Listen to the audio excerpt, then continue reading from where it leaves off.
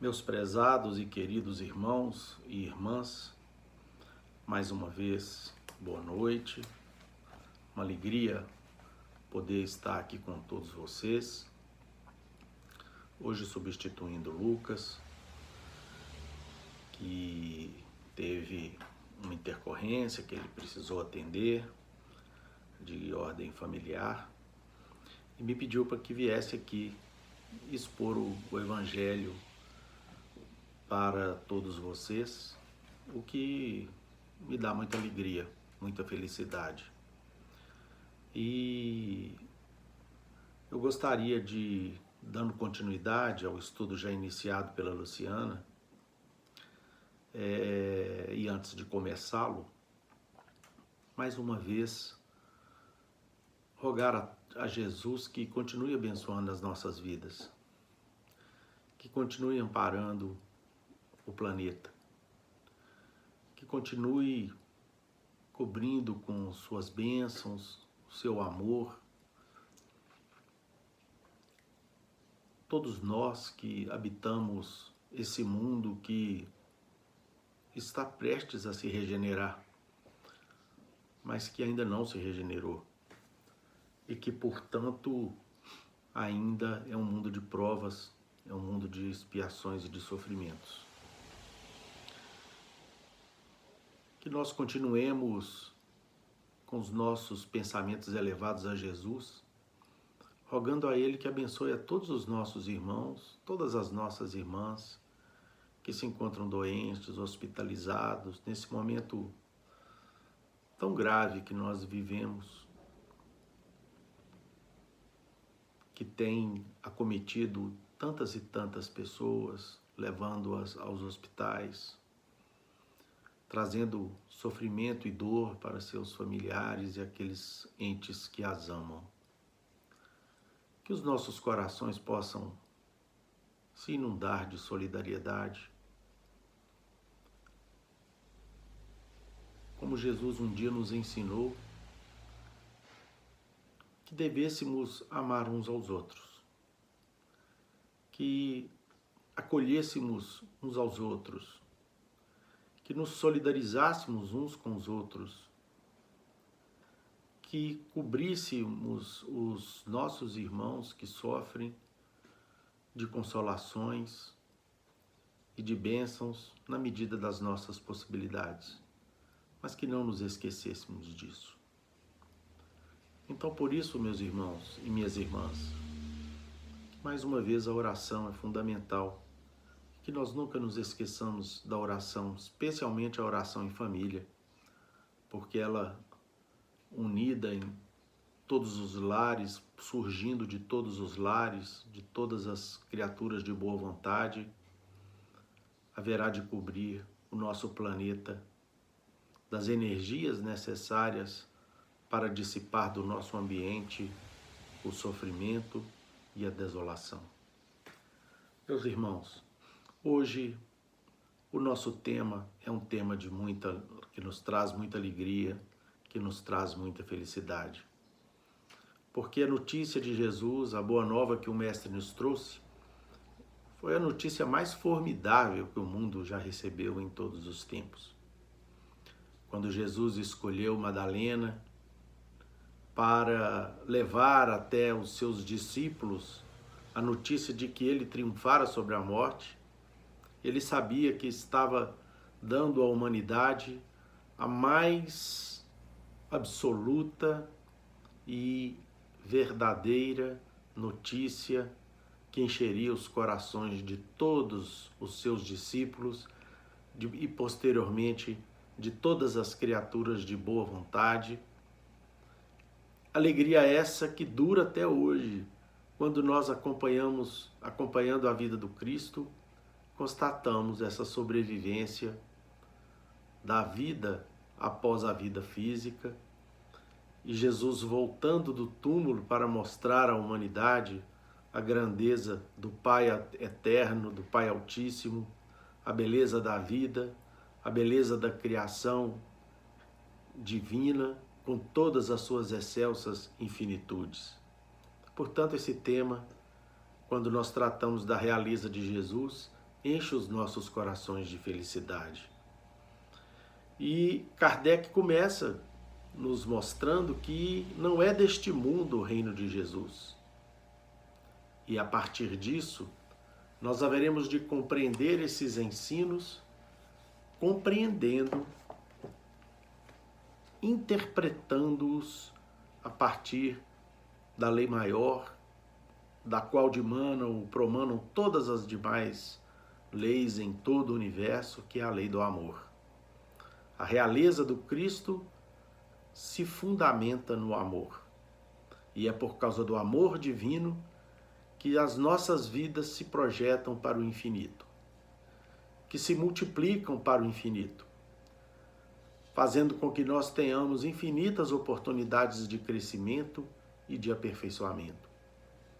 O amor é a maior novidade que a humanidade já recebeu em todos os tempos. O conhecimento da revelação do amor que nos trouxe o Cristo, ele é insuperável. E conta-nos uma história que os antepassados nos narram, que aconteceu 100 anos antes de Jesus vir aqui à Terra, que um aprendiz procurou os dois rabinos, que há 100 anos antes de Jesus eram os rabinos mais importantes que existiam, embora trouxessem ensinamentos muito diferentes uns dos outros. E assim, esse aprendiz postou-se diante dos dois rabinos, Shammai e Hillel, e fez a seguinte indagação: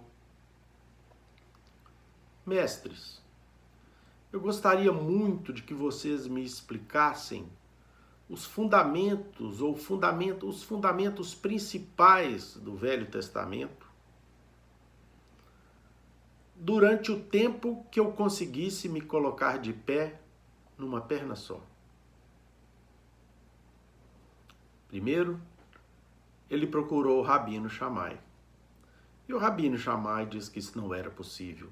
Afinal de contas, a Bíblia, no seu Velho Testamento, tem 72 livros. Como ele poderia explicar os fundamentos ou sequer fazer um resumo durante o tempo que aquele aprendiz conseguisse ficar de pé numa perna só? O aprendiz então procurou o sábio rabino e mestre dos judeus, Hillel, e fez a mesma indagação, fez a mesma proposta. Hillel então, ouvindo compassivamente, como os sábios professores fazem ao ouvir as proposições de seus estudantes, de seus aprendizes, virou-se para o aprendiz e disse então: perfeitamente, eu farei. Coloque-se em posição. O aprendiz então colocou-se em posição, sustentado numa perna só, e o rabino Hillel disse para ele o seguinte: muito bem, o fundamento e o resumo efetivo da Bíblia, do Velho Testamento, consiste no amor. Ame. Pronto. Está respondida a sua pergunta. O jovem crente, então, surpreso com a resposta de Hillel, indagou para ele: mas é só isso? Hillel, então, colocando as mãos sobre o seu ombro, respondeu para ele: sim, meu irmão, não é só isso. O amor significa toda a essência do ensino da Bíblia. E todo o resto existe naquele livro para explicar o amor. Relembrada essa história, passada 100 anos antes de Jesus, com aquele que depois recebeu do Mestre a incumbência de revelar à humanidade as terras do Novo Mundo, que segundo o livro Brasil, coração do mundo, pátria do Evangelho, que nós não podemos deixar de ler, se constituiu naquele grande infante português que, ao fundar a escola de Sagres, revelou à humanidade inteira as terras do Cruzeiro, onde Jesus haveria de colocar o seu coração, de colocar o seu Evangelho, fazendo com que a sua boa nova se refundisse nas florestas majestosas do Cruzeiro do Sul e se irradiasse para a humanidade inteira, como está a fazer nos tempos de hoje. É por isso, meus irmãos, que Jesus veio nos trazer a revelação do amor.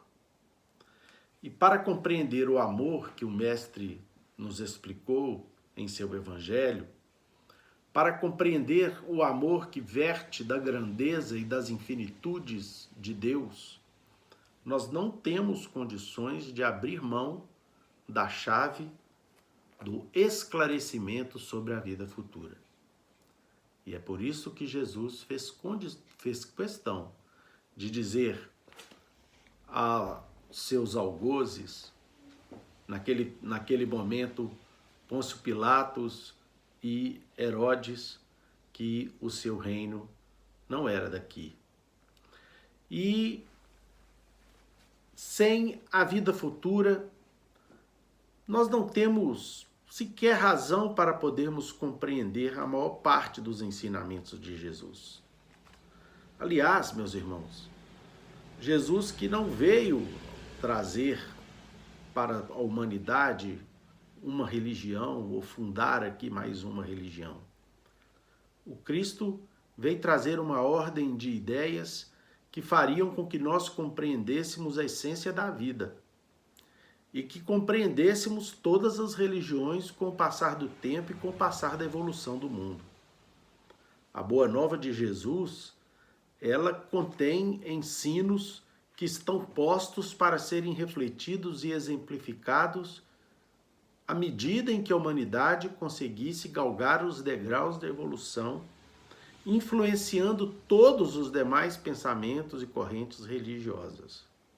Jesus não é mais apenas um religioso. Jesus é o Filho de Deus que veio explicar ao mundo as leis que são provenientes de Deus. E, portanto, Jesus jamais falaria do amor divino, do amor que devemos uns aos outros, sem nos mostrar os fundamentos da sobrevivência da alma, os fundamentos da sobrevivência da nossa alma à vida física, como ele mesmo fez questão de nos mostrar ao escalar Maria de Magdala para dar essa notícia, para trazer essa novidade a toda a humanidade. Além disso, meus irmãos, em diversos momentos, Jesus ratificou esse que nós podemos dizer assim, é o eixo central de seus ensinamentos, ou seja, a vida futura. Quando no próprio capítulo 4 aqui do Evangelho segundo o Espiritismo, nós vamos encontrar em João, no capítulo 3, versículos 1 a 12, Jesus ensinando os religiosos de seu tempo e posteriormente recebendo o próprio rabino Nicodemos para explicá-los sobre a reencarnação. E Nicodemos, como consta o evangelista João, procurou o mestre na calada da noite, mesmo sendo um rabino já com bondade no seu coração, já trabalhado pelas experiências da vida, não compreendeu os ensinos de Jesus, muito embora compreendesse a excelência desses ensinos. Ele não conseguiu entender como que uma criatura poderia nascer de novo. E Jesus então lhe dá um ensinamento maravilhoso a respeito da necessidade de ensinarmos aos nossos semelhantes aquilo que nós compreendemos, fazendo uma clara alusão de que os nossos ensinos precisavam ter o esclarecimento da sabedoria e que jamais um mestre como Nicodemos poderia atestar aquilo que ele não conhece. No chamamento àquele mestre, a realidade e a importância de ensinar aquilo que de fato é correto, e não os dogmas que nos parecem apenas corretos.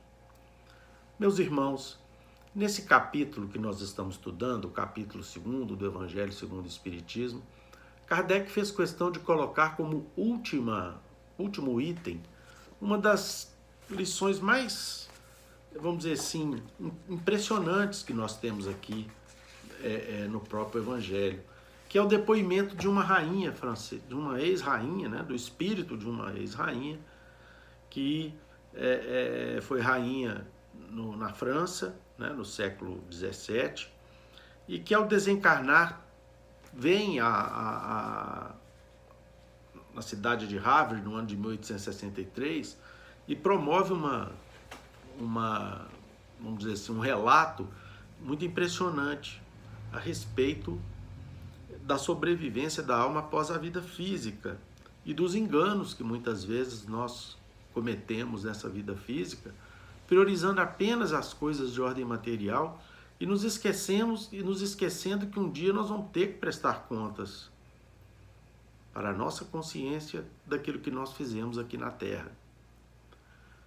A doutrina espírita nos mostra, relembrando os ensinos de Jesus, que Deus nos deu uma existência de 70, 80 anos, 90 anos, uns mais longevos, como meus paizinhos, já passaram dos 90, outros nem tanto, né?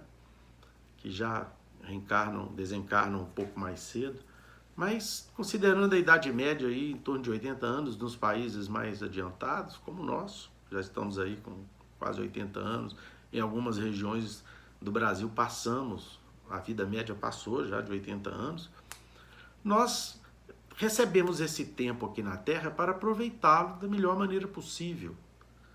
Nós não podemos aproveitar esse tempo apenas para as nossas buscas relacionadas à matéria, o estudo, o trabalho, o divertimento, a convivência familiar, tudo isso é muito importante, é fundamental, muitas vezes gostoso em nossas vidas.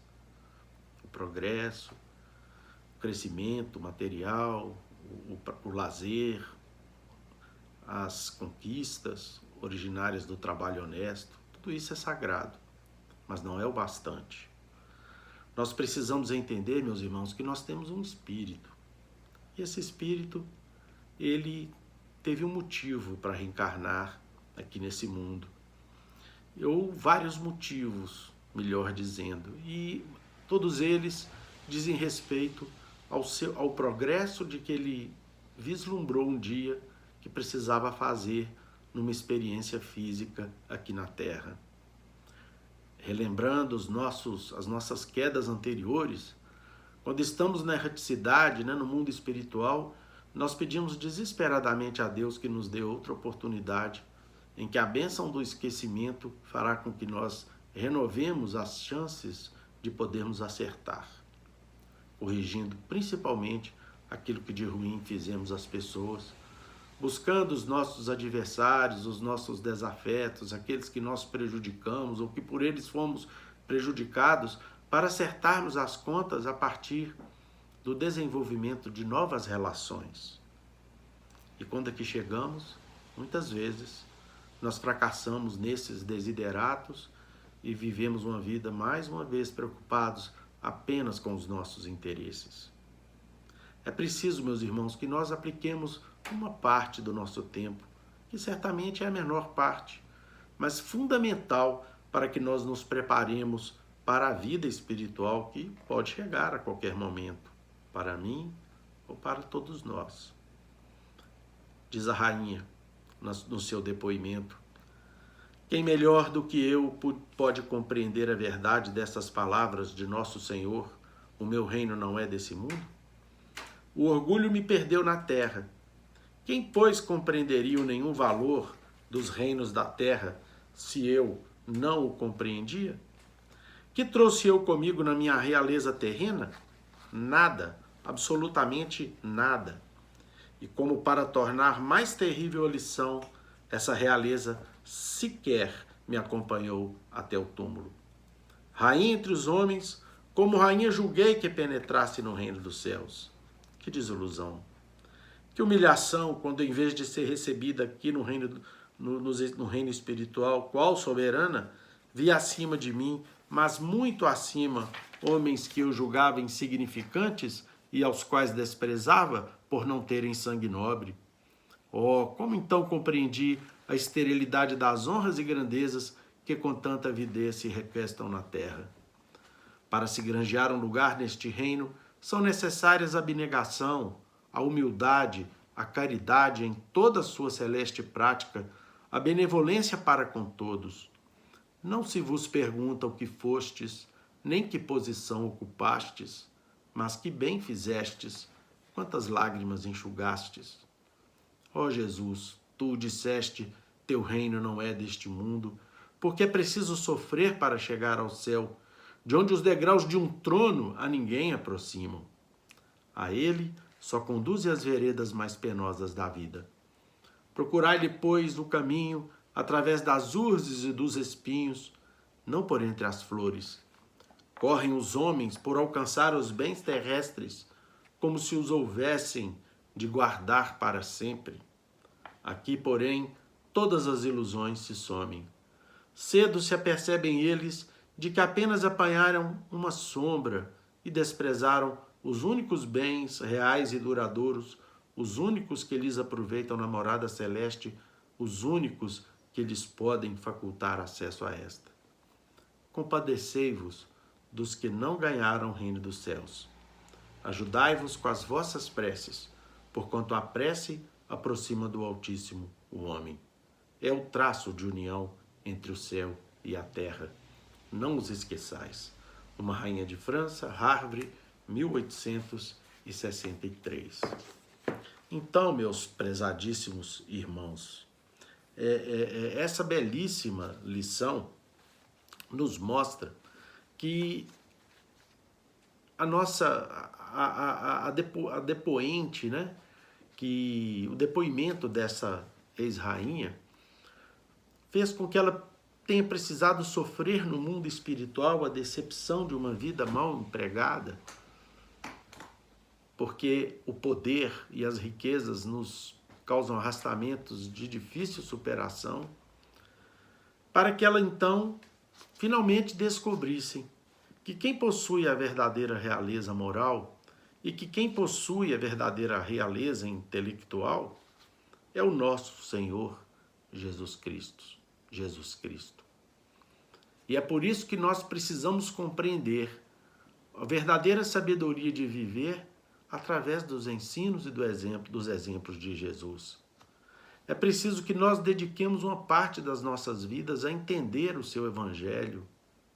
Mas é preciso, meus prezados irmãos, é importante que para que essa compreensão ocorra no atual estágio das nossas vidas, que nós saibamos analisar a figura do Cristo, que nós saibamos compreender a nossa situação e a situação espiritual em que Jesus se encontra, mesmo não sabendo qual é essa situação, embora tenhamos a certeza de que essa situação é de imensa, é de imenso progresso, é de imensa realeza, de imensa grandeza, mas sem saber avaliar, porque somos pequenos demais, não temos como avaliar a excelsitude do Cristo, a não ser por compreender as suas atitudes, o seu amor, os exemplos imensos, incomensuráveis que ele nos deu de compaixão, de bondade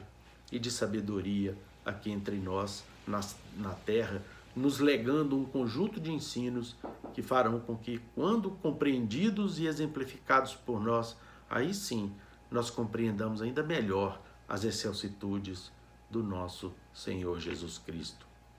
Mas nós não podemos esquecer, e muito menos, meus irmãos, menosprezar a natureza espiritual de Jesus Cristo, a sua posição espiritual. Mesmo não sendo capazes de compreender essas excelsitudes, essa grandeza, é preciso que nós nos coloquemos na condição de criaturas misérrimas que somos. E abaixando as cabeças numa oração, baixando a fronte para o solo, supliquemos ao Mestre que ampare-nos nas nossas limitações. que nos ampare na nossa pequenez, na nossa incapacidade ainda de compreendê-lo, né? E é fundamental que nós ainda estamos muito mais próximos de Pilatos e Herodes, que não compreenderam a sua realeza e que perguntaram para ele, né? És tu o rei? Ou seja, tu és um rei? Né? Perguntou Herodes.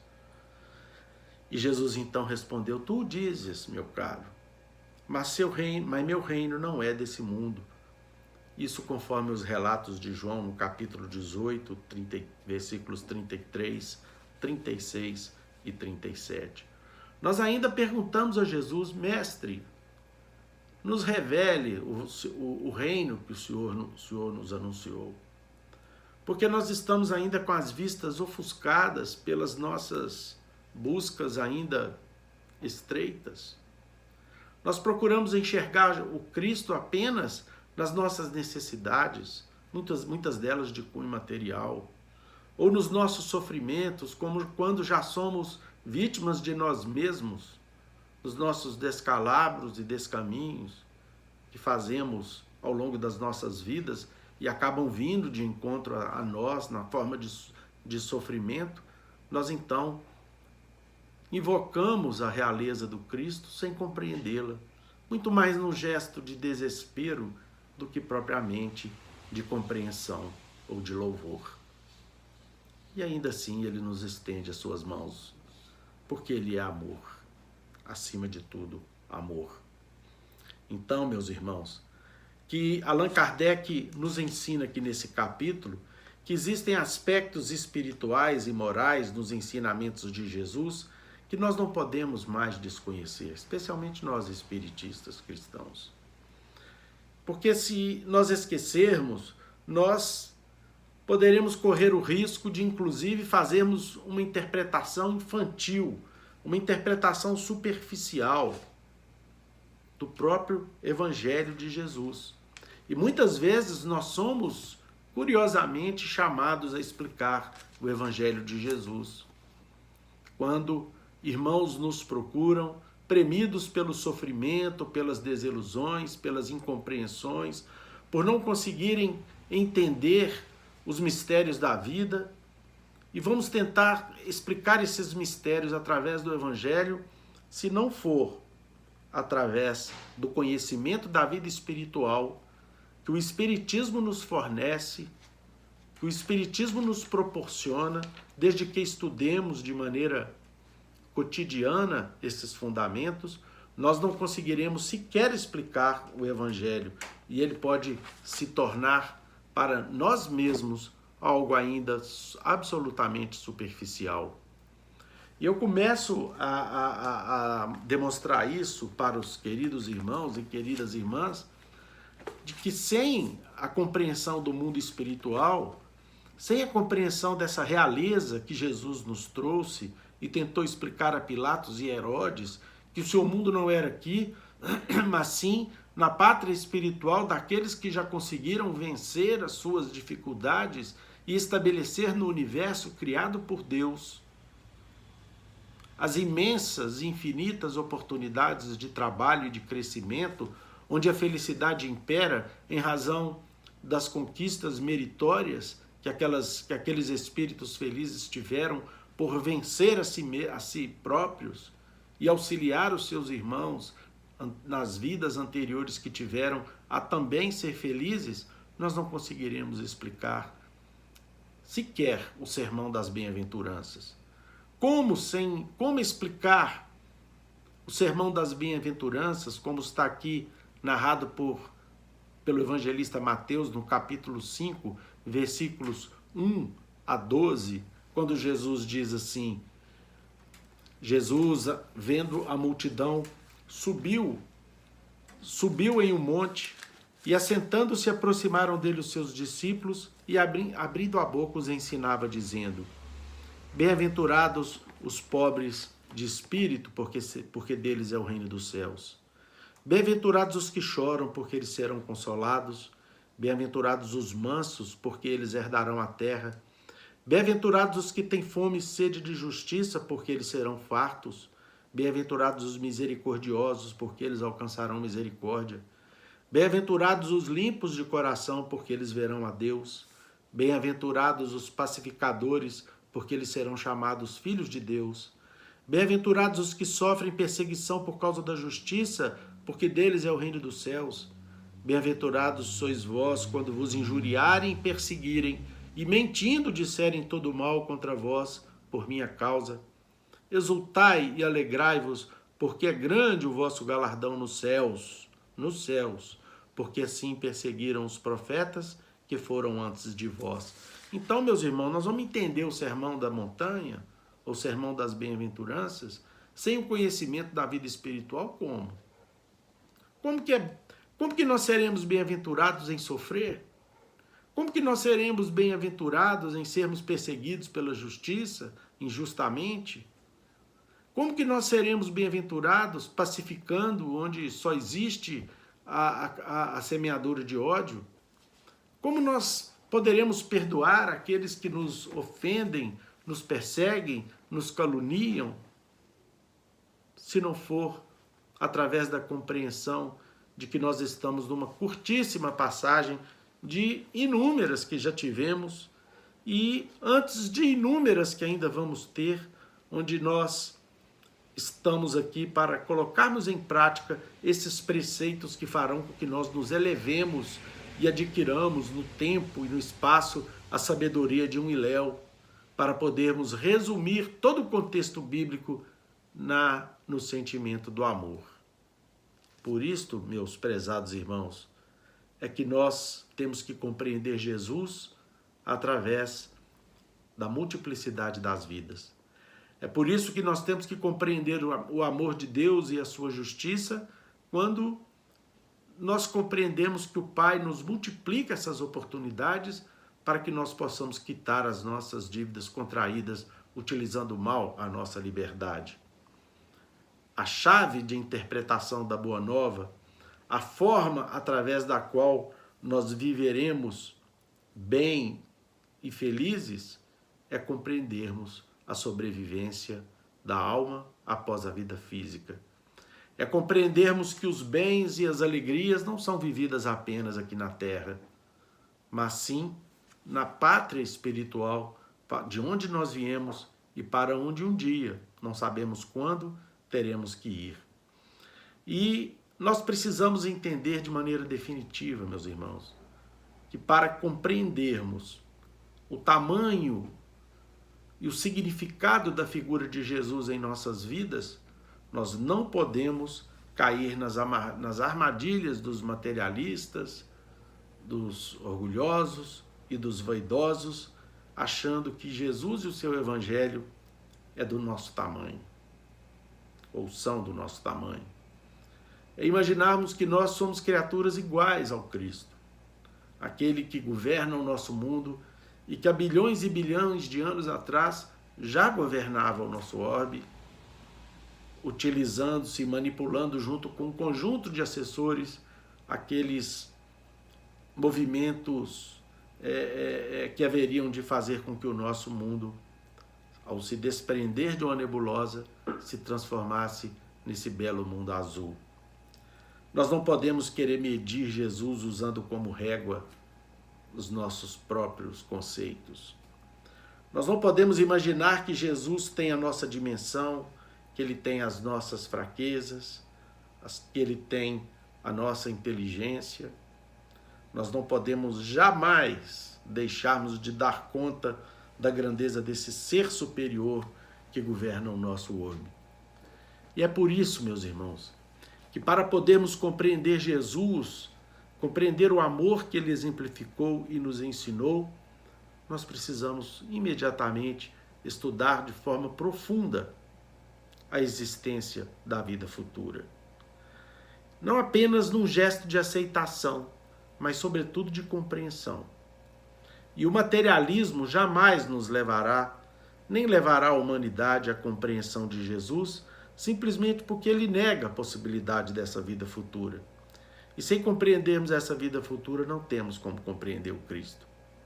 É preciso entender que a multiplicidade das vidas, a vida no plano espiritual, explica em toda a sua dimensão, ou seja, a dimensão que nós temos hoje, capacidade de compreender o amor de Deus, explica a justiça de Deus, explica a misericórdia de Deus.